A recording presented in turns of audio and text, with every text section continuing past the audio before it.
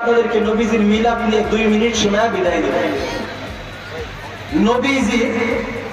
নবী করিম সাল্লাল্লাহু আলাইহি ওয়াসাল্লাম মের দাদার কাছে একদিন মক্কার লোকেরা এসে বলে, ও মুতালিব,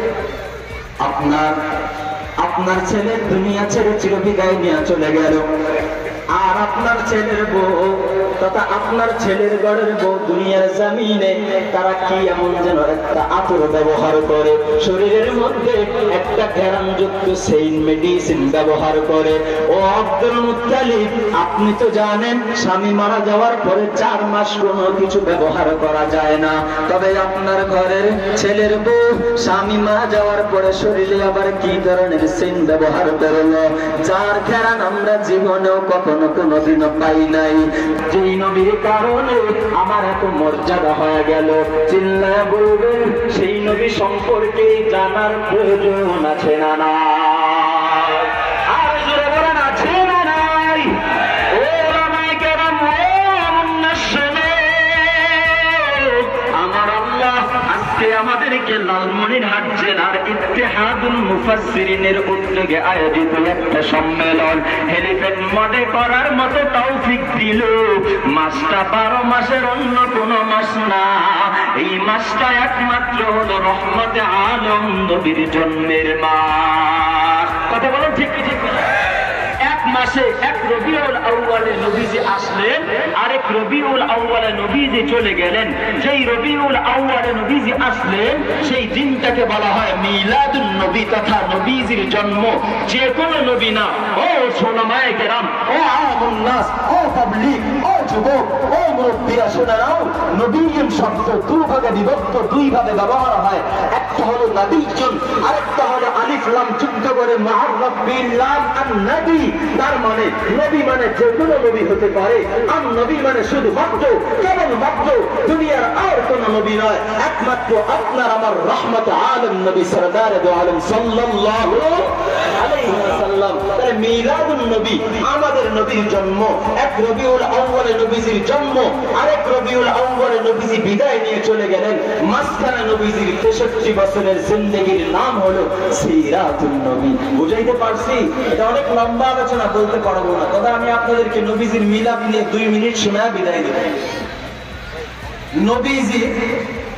নবী করিম সাল্লাল্লাহু আলাইহি ওয়াসাল্লাম মের দাদার কাছে একদিন মক্কার লোকেরা এসে বলে, ও মুতালিব,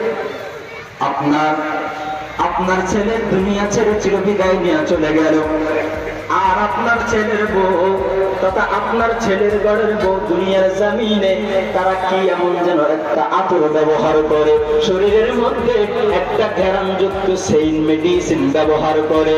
ও আব্দুল মুত্তালিব, আপনি তো জানেন স্বামী মারা যাওয়ার পরে 4 মাস কোনো কিছু ব্যবহার করা যায় না, তবে আপনার ঘরের ছেলের বউ স্বামী মারা যাওয়ার পরে শরীরে আবার কি ধরনের সেইন ব্যবহার করলো, যার ঘেরান আমরা জীবনেও কখনো কোনোদিনও পাই নাই। তাড়াতাড়ি আব্দুল মুত্তালিব এবার নিজের ছেলের বউকে ডাক দিল, ওরে আমেনা এদিকে আয়, তোর নামে মক্কার যুবকেরা বিচার দায়ের করলো, তুমি এমন কি সেন ব্যবহার করো, তুমি এমন কি আতর ব্যবহার করো, যে আতর নাকি গোটা মক্কার জমিনে নাই। তাড়াতাড়ি বল। আমেনা দেখে দেখে বলে, ও শ্বশুর আব্বা গো, ক্ষমা চাই, আমাকে মাফ করে দিবেন, মাফ করে দিবেন। যেদিন থেকে আমার গর্বে আপনার নাতি আসছে গো বাবা, সেই দিন থেকে নিয়ে আমি আমেনা যখনই যেই দিকে যাই, শুধু যেই দিকে যাই সেদিক থেকেই মিষ্টি আঙ্গুরের মতো ঘেরান ছড়ায়া যায়। আল্লাহু আকবার। শুধু তা না বাবা গো, শুনেন, যেদিন থেকে এই সন্তানটা আমার গর্ভের মধ্যে আসছে সেদিন থেকে নিয়ে আমি যখনই যেই দিক দিয়া রাস্তা দিয়া হাঁটতে থাকি, আসমানের মেঘগুলো পর্যন্ত আমার মাথায় ছায়া দান করতে থাকে। শুধু তা না, আমি রাস্তা দিয়া যখনই হাঁটতে থাকি, রাস্তার দুই ধারে গাছগুলো আমি আমেনাকে সালাম জানাইতে থাকে। ও বাবা গো, শুধু তা না, আমি যখন কুয়ার মধ্যে পানি তোলার জন্য যাই, এই সন্তান গর্ভে আসার আগে কুয়ার মধ্যে পানি তুলতে গেলে বালতি পালাইয়া পালাইয়া পানি উঠাইতাম। কিন্তু এই সন্তানটা আসার পর যখনই আমার গর্ভে আসলো, সেদিন থেকে নিয়ে আর আমার কুয়ার মধ্যে বালতি ফেলানোর প্রয়োজন হয় না, বরং আমি কুয়ার কাছে গিয়া দেখি কূপের পানি আমার কাছে চলে আসছে। এ হলো নবীজির জন্য। ভাইয়েরা আমার, সংক্ষিপ্ত সময়ের আলোকে আমি আপনাদেরকে বুঝাইতে পারি নাই, কারণ বর্তমান জমিনে পৃথিবীর বুকে মিলাদুন নবী নাম দিয়ে, ঈদে মিলাদুন নবী নাম দিয়ে যেই সমস্ত আনন্দ মিছিল আর উৎসব আর সিন্নি পাকানো হয়, এটা কোনোদিনও মুসলমানের কৃষ্টি কালচার হতে পারে না।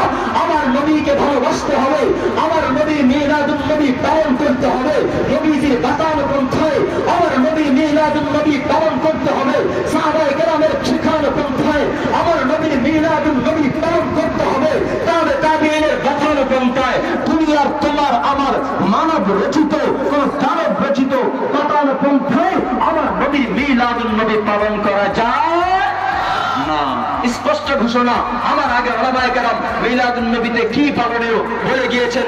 নবীজিকে জিজ্ঞাসা করা হলো মুসলিম শরীফের হাদিস, ও পয়গম্বর, আপনি মিলাদুন নবী ওই কেন্দ্র করে আপনি যে সোমবারে আর বৃহস্পতিবারে রোজা রাখেন, এর কারণ কি?